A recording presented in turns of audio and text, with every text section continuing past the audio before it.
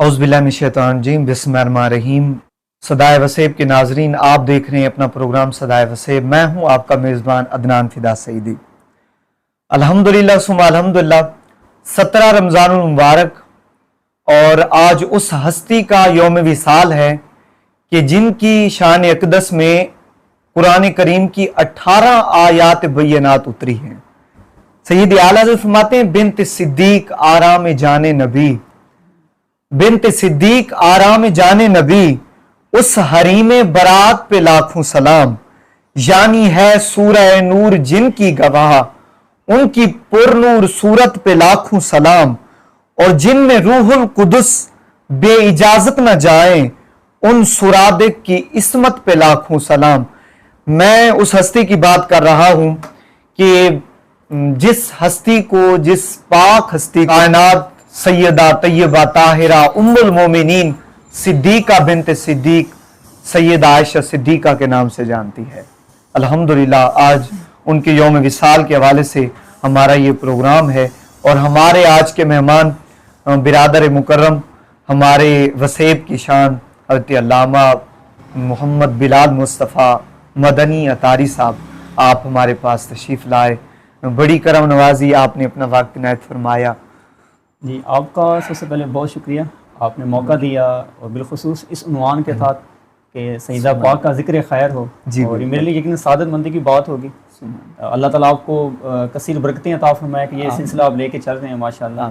तो सैयदा के हवाले से हमारा जो पहला सवाल है कि आप सैयदा का तारुफ क्या है? सईदा पाक जनाब आयशा सिद्दीका तैयबा ताहिरा रज़ियल्लाहु ताला अन्हा वैसे तो किसी तारुफ की मोहताज नहीं है वो, यानी सैयदना सिद्दीक़ अकबर रज़ियल्लाहु ताला अन्हु जो खलीफतुल मुस्लिमीन हैं, खलीफा अव्वल हैं और कतई जन्नती हैं, आका के सहाबी हैं, उनकी साहिबजादी हैं, आपकी वालदा उम्मे रुमान, और जिनकी यानी कि आपकी वालदा की शान ये है कि जिनके बारे में आका करीम ने खुद इरशाद फरमाया कि जिसने इस दुनिया में जन्नती हूर को देखना हो तो फरमाया उम्मे रुमान को देख ले।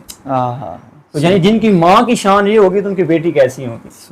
तो ये कि आप उम्मुल मोमिनीन है, यानी आका करीम सल्लल्लाहु ताला अलैहि वसल्लम की ज़ौजा मुहतरमा है, और ज़ौजा भी ऐसी कि कुतुब में लिखा है कि आप आका करीम की बहुत ही चहीती बेगम थी, यानी आप उनसे बहुत ज़्यादा मोहब्बत फरमाया करते थे। आका करीम अलैहि सल्लम के जो उस अजीम बंधन से, यानी कि ज़ौजा मुहतरमा का लक़ब पाने के लिए हिजरत से कबल आपका निकाह आका करीम अलैहि सल्लम से हुआ, और आपकी रुखसती 2 हिजरी को, यानी हिजरत के दूसरे साल आका करीम अलैहिस्सलाम के मुबारक आंगन में आपकी तशरीफ आवरी 2 हिजरी को हुई। सैयदा आयशा सिद्दीका जब मेरे आका के आंगन मुबारक में तशरीफ लाई तो फिर जो वाक़यात पेश आए मोहब्बत के, जरा उन पे रोशनी डालिए। जी, यकीनन आका करीम अलैहिस्सलाम की मोहब्बत अपनी तमाम अज़वाज के साथ थी, तमाम अज़वाज से मोहब्बत फरमाते थे, लेकिन जनाब सैयदा आयशा सिद्दीका रज़ियल्लाहु ताला अन्हा से खास ही अंदाज था जिसमें मैंने पहले अर्ज किया कि इंतहा की मोहब्बत थी आपको, कि आपके निकाह से कबल ही आपने अपनी जब खुसूसियात जिक्र की ना सैयदा आयशा तैयबा ताहिरा ने, तो आपने उन खुसूसियात में एक खुसूसियत ये जाहिर की, आपने फरमाया कि मैं वो हूँ कि जिनके निकाह से कबल जनाब सैयदुल मलाइका जिब्रील अमीन अलैहिस्सलाम मेरी तस्वीर एक रेशमी कपड़े में, सब्ज रंग के रेशमी कपड़े में मेरे आका करीम को लाकर दिखाते और फरमाया कि या रसूलुल्लाह सल्लल्लाहु ताला अलैहि वसल्लम, ये आपकी दुनिया और आखिरत, यानी दुनिया में भी और जन्नत में भी आपकी ज़ौज हैं। यानी आप फरमाती ये मेरे लिए एक नाज की बात है, एक एजाज की बात है कि निकाह से कबल ही मैं आका की बारगाह में मेरी तस्वीर दिखाएगी। और फरमाया कि 3 दिन तक आका करीम मुझे ख्वाब में देखते रहे। ये बुखारी शरीफ के हदीस, बुखारी शरीफ के हदीस में, यानी कि आप का ताल्लुक कायम होने से पहले ही आपको ख्वाब में दिखाया जा रहा है। फरमाती थी कि ये मेरे एक नाज की बात है, मेरे लिए एजाज की बात है। अब ये तो था यानी निकाह से कबल की बात, जब निकाह हो गया, शादी हो गई, रुखसती हो गई, उसके बाद एक खास अंदाज था, बल्कि सहाबा कराम अलैहिम रिदवान यकीनन तबीयत शनास थे, आका करीम से कुर्बत थी, आका करीम से ताल्लुक था। तो सहाबा कराम अलैहिम रिदवान जब हजरत आयशा सिद्दीका तैयबा ताहिरा की बारी आती ना आका करीम के बारे में, तो वो तहाइफ भेजा करते थे आपकी बारगाह में।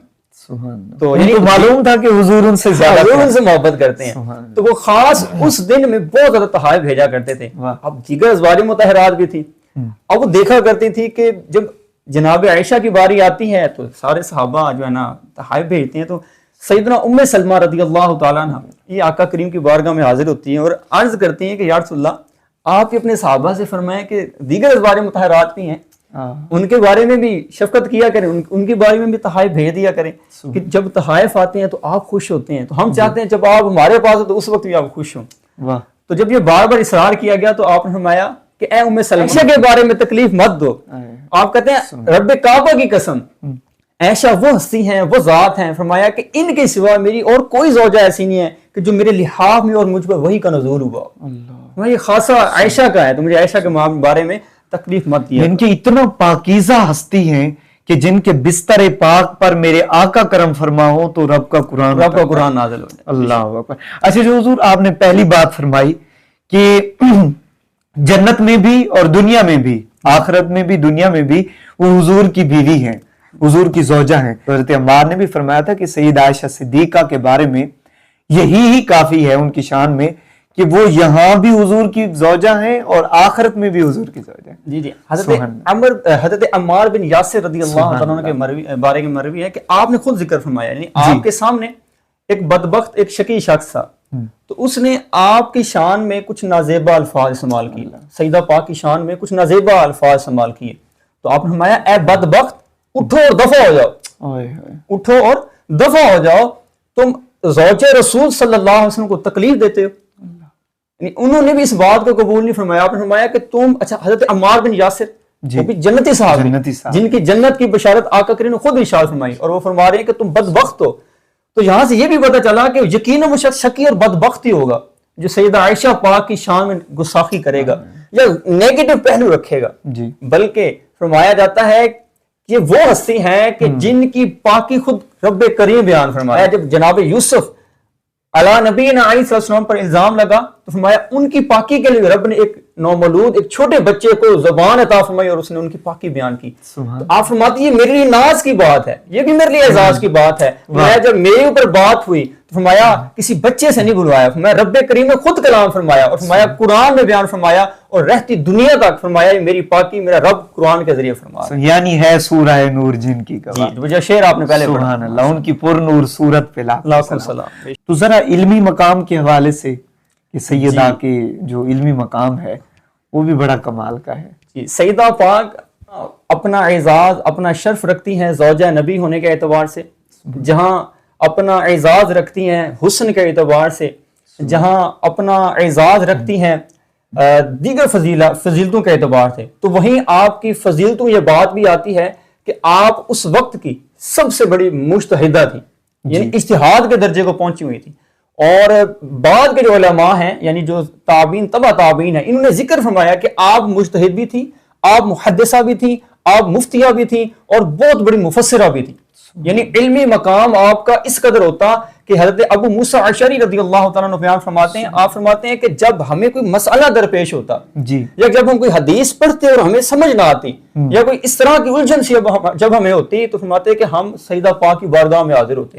تو میں کبھی ایسا نہیں ہوا کہ ہم اپنی مراد لے کر گئے اور مراد پوری کر کے نہ آئے ہوں، یعنی کوئی ایسا مسئلہ نہیں تھا، کوئی ایسی علمی الجھن نہ تھی جو ہمیں درپیش تھی جو جناب سیدہ پاک نے دور نہ فرمائی ہو، بلکہ آپ کی قرآن کی فہم اتنی تھی کہ ایک واقعہ بڑا معروف ہے آپ کے بارے میں کہ کچھ لوگوں نے آپ کی بارگاہ میں آ کے عرض کیا کہ یا سیدہ کہ ہم یہ کہتے ہیں کہ سعی واجب ہے، صفا اور مروہ کی سعی واجب ہے، اس پہ دلیل کے طور پر وہ ہم قرآن پاک سورہ بقرہ کے آیت مبارکہ جہاں پر حج عمرے کی بات چل رہی تھی، مناسک کی بات چل رہی تھی، تو وہاں پر ذکر کیا گیا فلا جناح علیہم ان یطوفا بہما، کہ فرمایا ان پر کوئی گناہ نہیں ہے کہ وہ ان دونوں کی یعنی صفا اور مروہ کی سعی فرمائے۔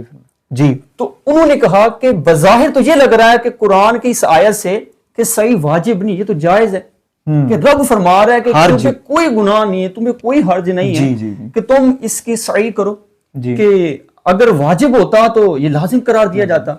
تو جناب سیدہ پاک رضی اللہ تعالیٰ نے فرمایا نہیں، ایسا نہیں ہے، اگر یہ واجب نہ ہوتا تو رب یہ نہ فرماتا، پھر رب یہ فرماتا فلا جناح علیہ ان لا یتوفا بہما، فرمایا کہ اللہ تعالیٰ یہ فرماتا کہ کچھ گناہ نہیں ہے کہ اگر تم اس کی سعی نہ کرو، یعنی تم پر کوئی حرج نہیں ہے، یعنی کہ تم اس کا طواف نہ کرو تو تم پر کوئی حرج نہیں ہے، بلکہ رب نے فرمایا تم پہ کوئی حرج نہیں ہے کہ تم اس پر اس کی سعی کرو.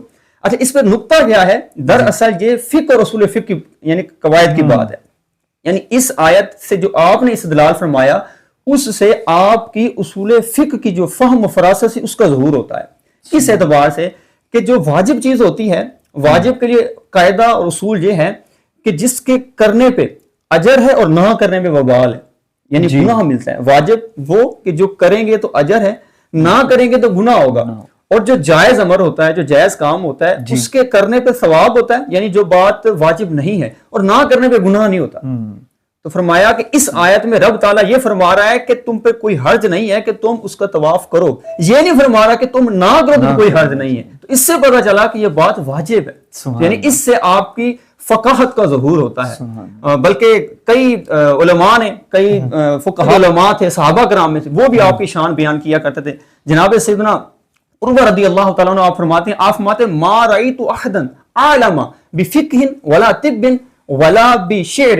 آپ فرماتے ہیں میری آنکھ نے جناب سیدہ فاطمہ زہرا رضی اللہ تعالی عنہا سے بڑھ کے کوئی بھی شخص طب کے معاملے میں، شعر کے معاملے میں اور فقہ کے بارے میں بڑا عالم نہیں دیکھا. یعنی آپ سے بڑھ کے کوئی عالم نہیں تھا، نہ طب کے اعتبار سے، نہ ہی شعر کے حوالے، یعنی شعر گوئی کے حوالے سے، شعر کی فہم کے حوالے سے. اور اسی طرح ہی آپ فرماتے ہیں کہ علم فقاہت کے اعتبار سے بھی آپ سے بڑھ کے کوئی نہیں تھا. بلکہ امام شہاب الدین فرماتے ہیں، آپ فرماتے ہیں لو جمع علم نسائی حاضل امتی، لو جمع علم نسائی حاضل امتی فیہن ازواج النبی صلی اللہ علیہ وسلم کان علم عائشہ اکثر من علمہن. آپ فرماتے ہیں کہ اگر آقا کریم کی امت کی ساری عورتوں کا علم جمع کیا جائے، آقا کی امت کی ساری عورتوں کا علم جمع کیا جائے، فرمایا اگرچہ اس میں ازواج مطہرات کو بھی شامل کر لیں، تمام کی ازواج کو بھی شامل اس امت کی تمام عورتوں باشمول ازواج مطہرات کے علم کو اکٹھا کیا جائے، تو آپ فرماتے ہیں کہ جناب سیدہ پاک کا علم ان تمام سے بڑھ کے، یعنی علم کے اعتبار سے آپ اس قدر درجے کو فائز ہیں کہ آپ ان تمام عورتوں کے علم سے بڑھ کر علم رکھنے والی تھی. سبحان اللہ. یہ تو علمی مقام ہو گیا کہ میرے آقا نے فرمایا کہ دین سیکھنا ہو تو میری عائشہ سے سیکھو. سبحان اللہ. اچھا سید عائشہ صدیقہ سے میرے آقا کا جو پیار کا انداز ہے، ذرا اس پہ بھی بات ہو جائے. آپ کی زندگی یقیناً لائق تقلید ہے ماں بعد کے لیے کہ وہ آپ کی زندگی، آپ کی سیرت کو دیکھ کے اپنی سیرت گزاریں. وہیں آقا کریم علیہ السلام کا جو تعلق حضرت عائشہ صدیقہ طیبہ طاہرہ رضی اللہ تعالیٰ عنہ سے اس معاملے میں ہے، یعنی محبت کے اعتبار سے یہ بھی لائق تقلید ہے. یعنی میں یہ سمجھتا ہوں کہ آج کے معاشرے میں یہ باتیں واقعی ان تک پہنچنی چاہیے کہ ایک شوہر کا تعلق اپنی بیوی سے کیسا ہونا چاہیے، یعنی ان کی باہمی محبت کیسی ہونی چاہیے اور اس کا اظہار کیسے ہونا چاہیے. جس طرح آپ نے وہ آپ کے دور کے حوالے سے فرمایا کہ آقا کریم نے آپ کی دل جوئی کی خاطر حضرت سیدہ عائشہ صدیقہ طیبہ طاہرہ سے دوڑ بھی لگائی تاکہ ان کی دل جوئی ہو جائے. ایک مرتبہ آپ سبقت لے گئے اور ایک مرتبہ ان کو سبقت لینے دی تاکہ معاملہ برابر ہو جائے. تو یہ محبت کے اعتبار سے. حضرت سیدنا عمرو بن عاص رضی اللہ تعالیٰ عنہ آپ فرماتے ہیں کہ میں نے خود آقا کریم علیہ السلام سے پوچھا کہ یا رسول اللہ صلی اللہ تعالیٰ علیہ وسلم آپ کے نزدیک سب سے پیارا کون ہے؟ جی، یعنی آپ سب سے بڑھ کے پیار کس سے کرتے ہیں؟ آپ فرماتے ہیں کہ جناب آقا کریم صلی اللہ تعالیٰ علیہ وسلم نے فرمایا عائشہ سے. یعنی میں عائشہ صدیقہ طیبہ طاہرہ رضی اللہ تعالیٰ عنہ سے سب سے زیادہ محبت کرتا ہوں. تو آپ کہتے ہیں کہ میں نے دوبارہ عرض کی یا رسول اللہ ان کے بعد؟ تو آپ نے فرمایا عائشہ کے باپ سے، عائشہ کے والد سے. یعنی کہہ سکتے تھے کہ جناب سیدنا صدیق اکبر رضی اللہ تعالیٰ لیکن موقع ہی ایسا تھا تو فرمایا کہ یوں نسبت قائم کی اور ان کے والد صاحب سے، یعنی کہ جن سے میں محبت کرتا ہوں انہی کے والد سے پھر مردوں میں سب سے زیادہ ان سے محبت کرتا ہوں. تو یعنی پہلے عورتوں کے اعتبار سے کہ جناب عائشہ صدیقہ طیبہ طاہرہ سے محبت کرتے ہیں. جب انہوں نے پوچھا کہ مردوں میں سے کون، ان کے بعد نہیں مردوں میں سے کون، تو فرمایا ان کے باپ سے، یعنی ان کے باپ سے میں سب سے زیادہ محبت کرتا ہوں. بلکہ آپ کی محبت کا جو ایک بہترین واقعہ اس طور پہ بھی ہو سکتا ہے کہ ایک ایرانی شخص تھا، تو آقا کریم کا ساتھی تھا، صحابی ہیں اور آپ کے ہمسائے بھی تھے. یعنی ان کو یہ شرف حاصل تھا کہ آقا کریم کے پڑوس میں وہ رہتا تھا. اس کی ایک خاصیت یہ تھی کہ وہ شوربہ بڑا پیارا بنایا کرتا تھا. یعنی جب وہ کھانا بناتا تو اس کا شوربہ بہترین بناتا. اس کے دل میں خیال آیا کہ جب اس کام میں ماہر ہوں، میرے اس کھانے کے ذائقے کے چرچے ہو رہے ہیں، کیا ہی اچھا ہو کہ جناب آقا کریم صلی اللہ تعالی علیہ وسلم کی بارگاہ میں بھی پیش کر دیا جائے تو جا کے خدمت میں عرض کی یا رسول اللہ صلی اللہ تعالی علیہ وسلم شوربہ بنایا ہے آپ بھی قبول فرما لیں. تو آقا کریم علیہ السلام نے سب سے پہلے پوچھا کیا عائشہ کے لیے بھی بنایا ہے؟ یعنی مجھے تو دعوت دینے کے لیے آئے ہیں, کیا عائشہ کے لیے بھی یہ دعوت ہے؟ تو انہوں نے عرض کی نہیں یا رسول اللہ. تو آقا کریم نے فرمایا نہیں پھر میری بھی دعوت نہیں, یعنی دعوت قبول نہ فرمایا آپ نے. وہ دوسرے دن پھر آیا, دوسری مرتبہ جب آیا تو انہوں نے پھر دوبارہ اس طرح ریکویسٹ کی کہ یا رسول اللہ کہ آپ کے لیے دعوت پیش کرنے آیا تھا کہ آپ قبول فرما لیں کہ شوربہ بنایا ہے. تو آقا کریم نے پھر پوچھا عائشہ کے لیے بھی؟ تو انہوں نے عرض کی نہیں یا رسول اللہ. تو آقا کریم نے پھر انکار فرما دیا. وہ شخص تیسری مرتبہ آیا, جب تیسری مرتبہ آیا تو آقا کریم نے پھر وہی پوچھا کہ عائشہ کے لیے بھی بنایا ہے؟ تو انہوں نے عرض کی جی ہاں یا رسول اللہ, ہاں عائشہ کے لیے بھی بنایا ہے. تو آقا کریم علیہ السلام نے خوشی سے جناب عائشہ صدیقہ طیبہ طاہرہ کا ہاتھ مبارک پکڑا اور دونوں خوشی خوشی اس کی دعوت کو قبول کرنے کے لیے چلے گئے. تو یعنی یہ کتنا ہی پیارا ایک میسج ہے کہ آقا کریم اپنی زوجہ مطہرہ سے کتنا پیار کرتے ہیں, اس قدر قربت رکھتے ہیں کہ اس دعوت کو بھی قبول نہیں فرمایا جس میں انہوں نے جناب عائشہ صدیقہ طیبہ طاہرہ کو شامل نہیں کیا. اور سید عائشہ صدیقہ جس برتن سے آپ پانی پیا کرتے تھے جی, تو میرے آقا یہ بھی فرماتے کہ کہاں سے پیا ہے؟ جی اس حوالے سے ہے فرمایا کہ ایک مرتبہ نا آقا کریم علیہ السلام نے دیکھا کہ جناب عائشہ صدیقہ طیبہ طاہرہ رضی اللہ تعالیٰ عنہ جو پیالہ مبارک ہے اس سے پانی نوش فرما رہی ہیں, یعنی آپ پانی پی رہی ہیں. تو آقا کریم نے فرمایا کہ تھوڑا چھوڑ دینا, یعنی تھوڑا بچا دینا. تو جناب عائشہ صدیقہ طیبہ طاہرہ نے وہ پیالہ جو ہے نا تھوڑا پانی پیا اور آقا کو پیش کر دیا. تو آقا کریم علیہ السلام جب پینے لگے نا پھر ٹھہر گئے. پھر پوچھا ہے عائشہ کہ تم نے کہاں لب لگائے تھے؟ یعنی انداز محبت چیک کریں. تو فرمایا عائشہ کہ تم نے کہاں لب لگائے تھے؟ تو جناب عائشہ صدیقہ رضی اللہ تعالیٰ نے عرض کی یا رسول اللہ یہاں پہ. تو آقا کریم نے وہیں سے اس کو چینج کر کے اس حالت کو اسی مقام سے پھر پانی نوش فرمایا. یعنی یہ محبت کا ایک پیغام ہے کہ آج کل معاذ اللہ ہم معاشرے میں دیکھتے ہیں بڑا عجیب و غریب سما بنا ہوا ہے, ایک عجیب سی سوچ فکر پیدا کی جا رہی ہے. اور اگر بالفرض کوئی اپنی زوجہ سے محبت کرتا ہے تو اس کو عجیب رنگ دیا جاتا ہے, لیکن آقا کریم تو ہمیں سنت رسول بلکہ فرما رہے ہیں کہ یہ انداز دیکھیں کہ آقا کریم کس قدر محبت فرمایا. اور یہ بھی تو فرمایا نا کہ تم میں سے بہترین وہ ہے جو اپنے گھر والوں کے لیے. بے شک بے شک. اور تم سب میں سے میں ہی بہتر ہوں کہ میں اپنے گھر والوں کے لیے. سید عائشہ صدیقہ کے ساتھ میرے آقا کی محبت اتنا کہ آپ سید عائشہ صدیقہ کا نام بھی آپ نے محبت سے تبدیل فرما دیا. بے شک. نام مطلب کہ ہوتا نا کہ کچھ نام تو ہمارے ہو گئے, آفیشل نام ہے میرا ایک نام ہے, لیکن جب خاص تعلق بنتا ہے نا تو اس تعلق کے بنا پہ نا کچھ دل سے بات نکلتی ہے, ایک لقب نکلتا ہے, بعض کا کچھ خاص نام یا کچھ ورڈ نکلتے ہیں ایک محبت کے اظہار کے اعتبار سے. تو آقا کریم علیہ السلام کی محبت یقیناً مثالی جناب عائشہ طیبہ طاہرہ رضی اللہ تعالیٰ عنہ سے. تو آقا کریم علیہ السلام نے بلکہ ایک پیچھے واقعہ ہی ہے کہ وہ حبشہ کے لوگ بچے تھے, چھوٹے بچے, وہ کھیل رہے تھے. جب وہ کھیل رہے تھے تو جناب عائشہ صدیقہ طیبہ طاہرہ رضی اللہ تعالیٰ کا بھی دل کا بھی عمر تھوڑی تھی.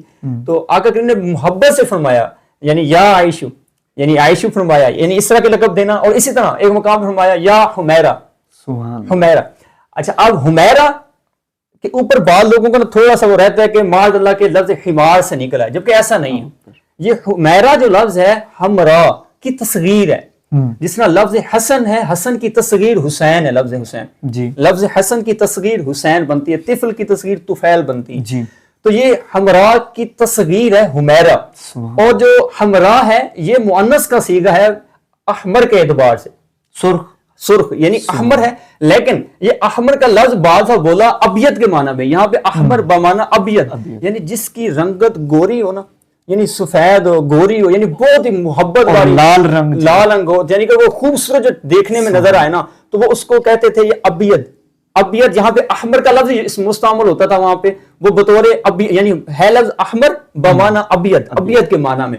تو یہاں پہ حمراء یعنی عرب کے اندر یہ رواج تھا کہ جو بہت زیادہ حسین و جمیل ہوتا تھا نا, بہت زیادہ خوبصورت ہوتا تھا, تو وہ اس کو پھر یعنی کہ کیا کہتے تھے, احمر کہہ دیا کرتے تھے, حمراء کہہ دیا کرتے تھے. تو آقا کریم علیہ السلام محبت میں آ کے یعنی مزید آپ نے تصغیر فرمایا حمیرہ, یعنی آپ کا یہ انداز محبت تھا کہ آپ کا نام مبارک عائشہ بہت مبارک نام ہے, لیکن آپ اپنی طرف سے محبت میں جب آتے تو آپ ان کو حمیرہ فرما دیا کرتے. تو میرے آقا کریم صلی اللہ علیہ وسلم تو سیدہ عائشہ صدیقہ کے ساتھ یہ تو آپ کا پیار ہو گیا, علمی مقام کے حوالے سے بھی بات ہو گئی. تو آخر میں سیدہ کے جو وصال کے حوالے سے ہے کہ آپ کا وصال کب ہوا؟ جی وصال مبارک آپ کے یعنی کتب کے میں جو آپ کے حوالے سے لکھا ہوا ہے ملتا ہے، اس کے حوالے سے ہے کہ آپ نے 67 سال کی عمر پائی جی، اور منگل کا دن تھا 17 رمضان المبارک 56 یا 57 جی، سن ہجری، یعنی آپ کا وصال مبارک ہے کہ آپ نے ایک طویل زندگی جو امت کی خیر خواہی میں، امت کی غمخواری میں، امت کی فلاح کے لیے، ان کے منشور کے لیے، ان کے حقوق کے لیے، ان کی علمی عملی تربیت کے حوالے سے آپ نے صرف کی فرمائی، اور ایک طویل عرصے کے بعد آپ نے 67 یعنی 67 سال کی عمر میں مدینہ المنورہ میں آپ نے وصال فرمایا، اور آپ کی وصیت یہ تھی کہ آپ کو رات میں تدفین کی جائے،